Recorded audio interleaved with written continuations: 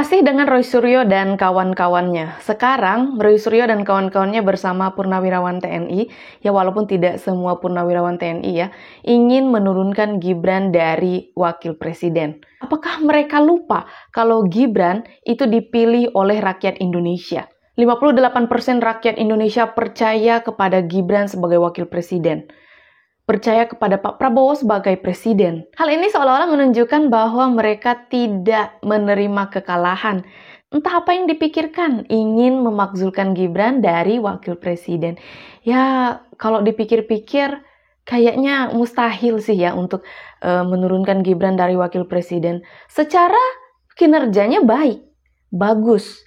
Hanya orang-orang itu saja yang mengatakan bahwa Gibran tidak bisa bekerja, hanya pelangap-pelongo. Apakah karena gaya Gibran yang begitu santai, mereka menilainya seolah-olah Gibran itu tidak bisa bekerja. Bahkan parahnya, purnawirawan TNI ini akan mengancam untuk menduduki gedung DPR.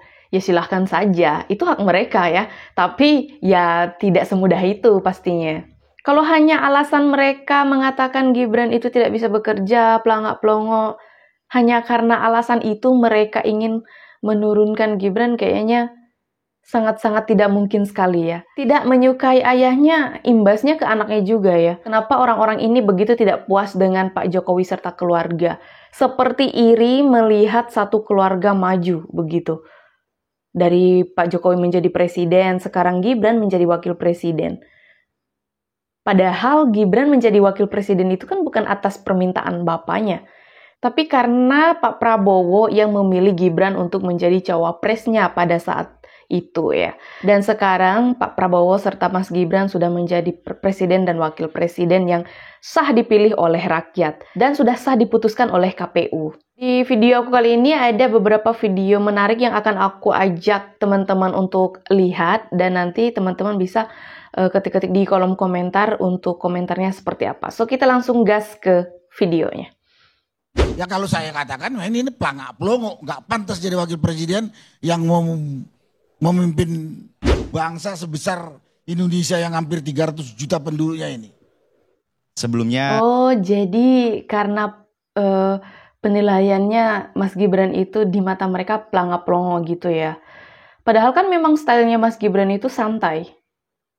Saya ingin mengucapkan matur suwun sangat Bang Karni. Terima kasih banyak, saya sangat bergembira karena Bang Karni sebagai Presiden ILC sudah memberikan kesempatan kepada saya sebagai generasi muda untuk duduk di forum terhormat ini.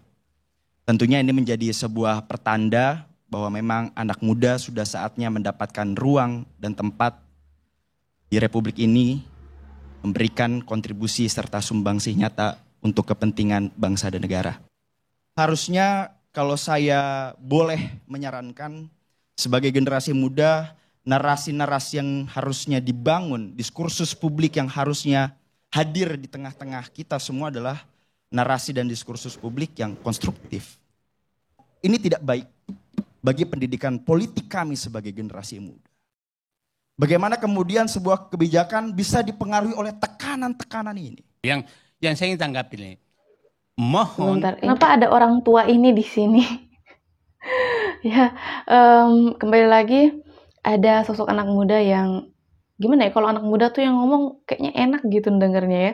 Soalnya mereka kalau ngomong tuh tertata, terus tidak yang gimana ya, emosi gitu, enggak ya. Itu enaknya kalau anak muda yang ngomong gitu.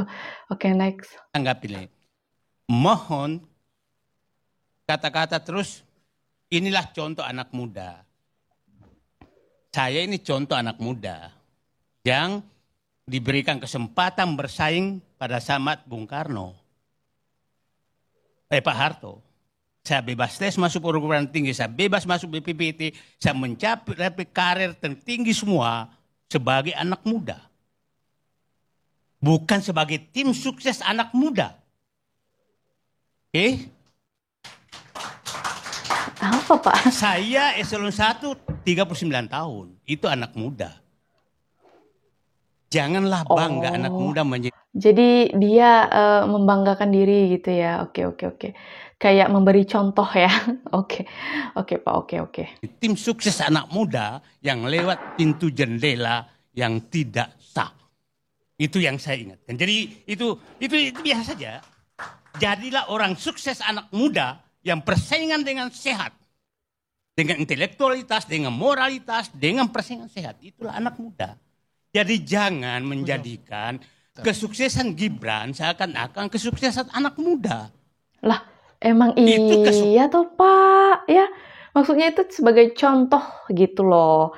Bahwa anak muda juga bisa begitu. Jadi gimana ya? Bahwa yang muda itu bukan berarti belum tentu bisa apa-apa gitu. Malah justru mungkin kayaknya lebih baik ya. Oke, next. Kesuksesan nepotisme yang sangat nyata itu salah. Itu saya ingatkan supaya jangan kita bikin dosa jariah seakan-akan ini kesuksesan anak muda. No. Boleh saya lanjutkan, Bang? Kesuksesan orang muda yang lewat jalur nepotisme. Ini dia nggak mau stop ya ngomongnya. Itu clear. Boleh tahu Sunarko, kumis tebal. Lumayan kesal juga ya ngelihatnya.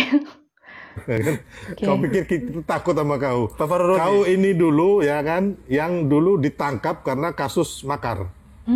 Yang bawa senjata ini ya Sunarko ini. Sunarko ya, dan Sunarko sama Soeharto, kamu yang menggeruduk KPU. Kita nggak ada takut sama kalian sama sekali loh, ya. Aku kasih tahu kalian. Kalian jangan coba-coba mau bikin adu domba bangsa. Oh, jadi ada gitu ya. Wah. Oke. Sebuah penjelasan yang menarik ini, teman-teman. Ini, ya. Kita ini punya hak yang sama. Kalian tuh hanya 300 orang, ya kan? Dibanding 96 juta ya, pemilih Prabowo Gibran. Kalian itu nggak sampai 1 TPS. Ya, jadi, suara kalian tuh nggak sampai 1 TPS itu loh, ya. TPS itu isinya 300. Okay. Ya, jadi jangan kau coba-coba mau mengadu domba, mau revolusi. Kalian siapa? Tapi sebentar ya. 1 TPS itu kurang lebih 300 loh ya isinya. Aduh, ada-ada aja ya. Pak Sylvester, oke. Kan Sunarko kau ditahan kan atas kebaikan Pak Luhut. Sebagai jaminan akhirnya kamu bebas. Sunarko, kumis tebal kau. Jangan sampai kita cukur kau punya kumis. Kau pikir kami tak? Kumis tebal nih, Sunarko model kumis tebal mau makar lagi setelah 2019. Cobaan makar gagal. Aku temen kau. Wah. Apalagi mau menduduki, terus lalu apa menduduki? Memang negaranya ada yang punya. Seolah-olah ingin mengulang peristiwa 98. Seolah-olah 98. Ini saya sesalkan ya kepada Bapak Rawedi dan teman-temannya ya. Pakai topi bintang ini udah nggak laku. Udahlah, ini di zaman baru, zamannya anak muda. Serahkan kepada anak muda. Anda itu tidak konstitusi. Apa dasarnya coba? Iya. Pertanyaan dasarnya apa? Ya. Dasarnya kalau mau menurunkan Gibran ada dasar hukumnya. Ini apa? Kan nggak ada alasannya. Iya bener ya. Kan emang harus ada alasan hukumnya ya. Ini kan kayak gimana sih, kayak alasan dari mereka tuh kayak belum masuk aja gitu. Ngancam DPR, ngancam MPR. Ini nggak benar ini.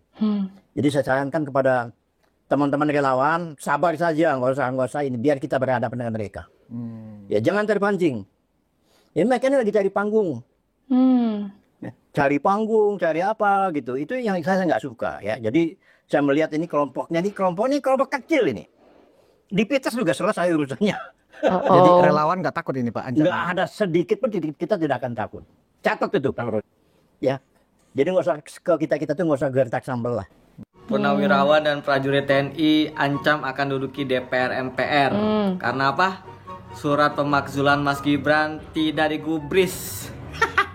Lah maksa orang mah kok nggak digubris, berarti banyak hal yang lebih penting daripada surat pemakzulan Gibran. Ya masih banyak masalah-masalah lebih penting daripada itu. Masalah. Jadi karena nggak digubris ya, mereka ngancam akan duduki gedung DPR MPR gitu. Ya benar kata Bang. Ya banyak hal yang harus diurus gitu yang lebih penting. Bangsa dan negara itu lebih penting daripada 1 lembar surat pemakzulan Mas Gibran. Benar gak coy? Memang kurang dasarnya begitu ya para orang-orang ini untuk memakzulkan Mas Gibran. Dan karena tidak digubris, jadi mereka mengancam akan menduduki gedung DPR serta MPR ya. Hanya karena tidak digubris itu selembar kertas. Ya karena kan sekarang banyak banget urusan negara yang perlu diselesaikan. Kalau cuman hanya selembaran kertas yang ingin memakzulkan Mas Gibran, aduh nanti aja gitu ya. Ada yang lebih utama begitu. Tapi gimana ya, mereka ini lucu sih, kalau semakin lama ngeliatnya semakin lucu aja sih. Kayak nggak ngerti kenapa mereka ingin memakzulkan Gibran begitu. Ya, katanya nepotisme. Padahal kan Mas Gibran itu dipilih oleh masyarakat Indonesia. Ya, dia mencalonkan diri sebagai wapres waktu itu, cawapres ya. Waktu itu kan melalui tahap-tahap juga, ada tahapan-tahapan juga, dan beliau lulus gitu loh melalui tahapan-tahapan itu. Dan setelahnya dipilih oleh rakyat Indonesia karena masyarakat Indonesia percaya bahwa Mas Gibran itu mampu gitu loh untuk menjadi wakilnya Pak Prabowo dan memimpin Indonesia. Ya sebenarnya sih ini faktor sakit hati sih, karena calon mereka itu tidak menang dalam capres-cawapres kemarin ya. Dan sampai sekarang sih sakit hatinya, aduh parah sih ya. Oke, kalau menurut kalian gimana video yang barusan kita simak? Coba ketik-ketik di kolom komentar. Aku juga ucapin terima kasih banyak buat teman-teman yang sudah setia bersama Arissa Sebastia, selalu ngikutin aku. Kayaknya sekian dulu video dari aku, sampai jumpa di video selanjutnya guys. Bye!